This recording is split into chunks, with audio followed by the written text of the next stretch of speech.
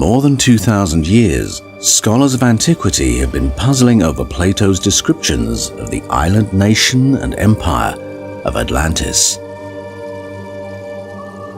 Questions continue to fascinate researchers and explorers to this day.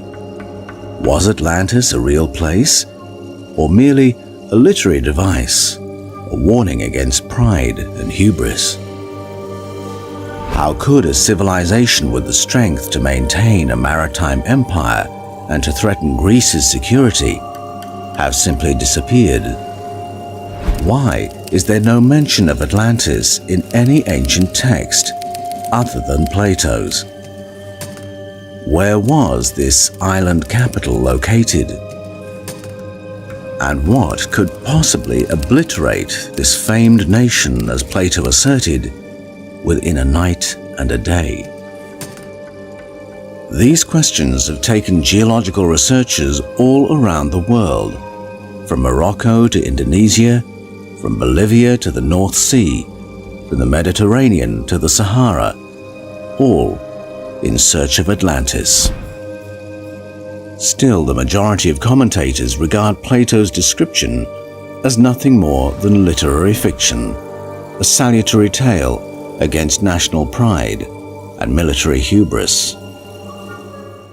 Plato certainly uses fiction in his writings. Nobody takes his dialogues as a verbatim recollection of an actual conversation.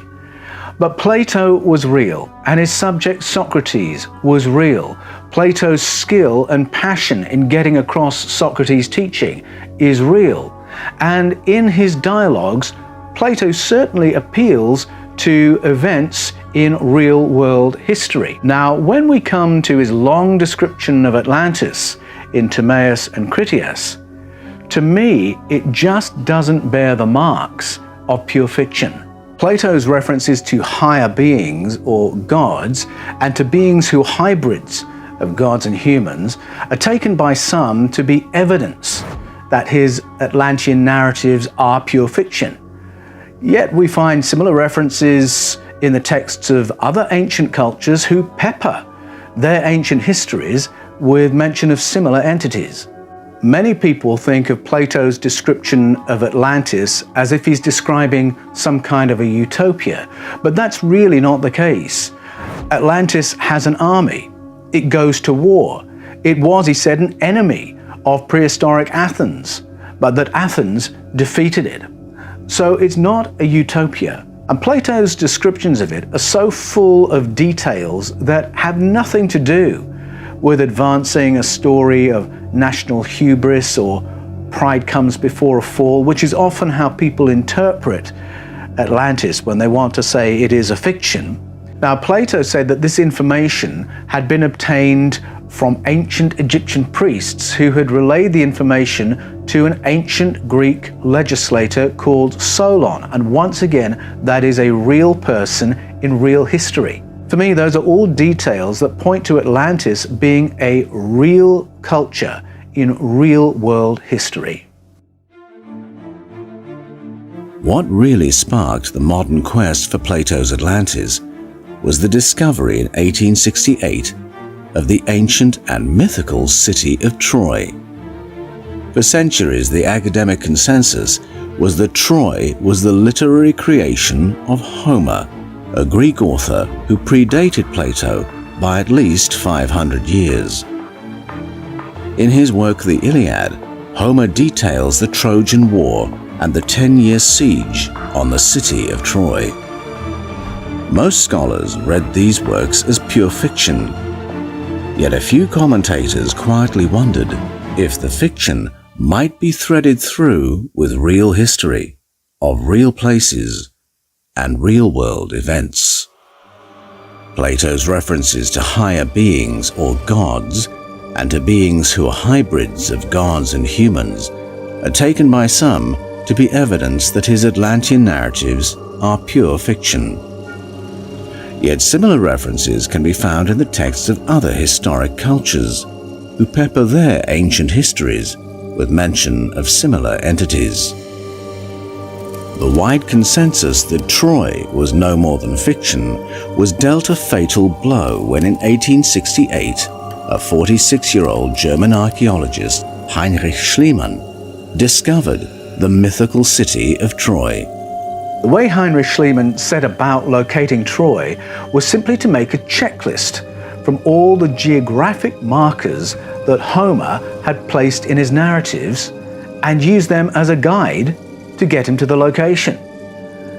That's the discovery that's given energy to today's explorers to do the same with Atlantis in Plato's writing. Identify all the geographic and geological markers in Plato's text and then follow the clues and we'll meet in Atlantis. One of the most distinctive geological markers of Atlantis was the structure of the port city. Looking across Atlantis from a height, one would see a central island surrounded by concentric circles of land, separated by seawater. The circles of land were connected by a bridge, and the outer moat allowed a passage south to the Atlantic. Geologists have identified this as the natural shape of an island formed by an undersea volcanic eruption, solidified and then modified by erosion. The remains of one such structure can be found in the Aegean Sea at the Greek island of Santorini, home to the ancient Minoan culture. In 1913 and 1917, K.T. Frost and E.S. Balch proposed that the story of Atlantis and its catastrophic demise might relate to the ancient history of the Minoan civilization on Santorini. Archaeological searches in the region have demonstrated that the ancient Minoan culture was advanced in civil engineering with plumbing, airflow management, multi-story buildings, and earthquake-resistant design. Santorini may well have been home to a maritime empire with the force to pit itself against ancient mainland Greece, which, according to Plato, was exactly what Atlantis did. Historically, Santorini was indeed wiped out by a single major cataclysm, a volcanic eruption in the 2nd millennium BCE. Could Santorini have been the inspiration behind Plato's Atlantis? Santorini was a developed maritime power. The remaining built structures of the city of Akrotiri on Santorini reveal a degree of sophistication that may well have rivaled the civic environment of pre-ancient Athens.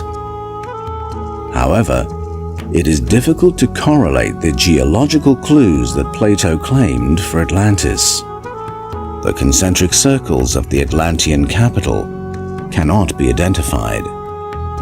Crete, rather than Santorini, was the local center of power. Santorini did not sink under the waves of the Atlantic. It was buried in the Aegean Sea by a volcanic eruption. Furthermore, Santorini's timeline does not match the dates that Plato claimed for Atlantis. Neither is it opposite the location almost universally accepted for the Pillars of Hercules. One of the key geographic markers that Plato gave was that he placed Atlantis, which with the capital city and associated islands, he said was a landmass a little larger than modern-day Libya.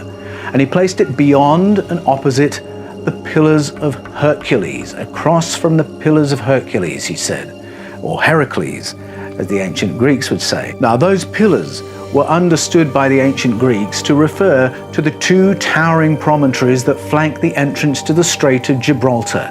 And Greek legend tells the story of Heracles marking the edge, the western edge of the known world. And beyond that was the unknown world. And that would place Atlantis not in Santorini, but somewhere to the west, in the North Atlantic, to the west of Spain and northwest Africa. But how far west? Evidences of ancient cities lost in the terrain and under the coastal waters of South America have led some to locate Atlantis in modern-day Amazonia, Bolivia, or off the coast of Cuba. But for an ancient maritime people to advance a naval attack on Athens from Cuba or Bolivia would not appear in the least feasible. Cuba is one of a number of locations on planet Earth whose coastal waters have submerged the cities of a previous culture. The island of Malta famously has these deep tracks embedded in stone that lead something onto land that is now thousands of feet underwater. Off the coast of Yonaguni-jima in Japan and in the Gulf of Cambay off the coast of India, under 25 to 36 meters of water, scientists have discovered the remains of streetscapes and cityscapes that would have been above sea level no more recently than 10,000 years ago. So there's no shortage of evidence for a civilization long predating our own. So while these places are fascinating and certainly important because it tells us there's a huge gap in our knowledge of our ancestry and our ancient past, they're not Plato's Atlantis. They're just in the wrong place.